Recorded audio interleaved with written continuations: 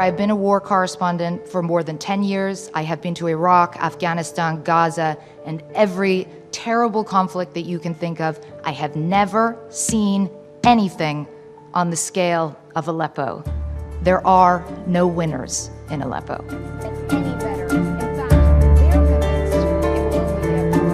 And I was blown away by the scale of the destruction. You heard Dr. Attar use the words apocalyptic wasteland, and this was 2012.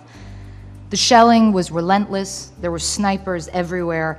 And I just remember the feeling of exhaustion from being so petrified all the time. The only thing I could think of was, this is actually hell. This is what hell feels like. And there's no way it can get any worse than this. But it did. It got a lot worse.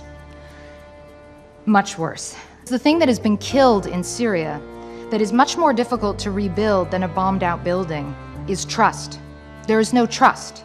No trust in the Assad regime, no trust in ceasefires or cessation of hostilities or humanitarian corridors, no trust in the Russians, and no trust in you, by the way, in us, in the international community, who have been wringing their hands on the sidelines while hospitals and bakeries and schools have been bombed, while phosphorus and cluster bombs have killed countless civilians. Let me explain something. The ones who have decided to stay, year in and year out, who have braved the relentless bombardment day in and day out, most of them don't plan on leaving. They made a decision a long time ago that they would rather die in dignity in their homes than leave.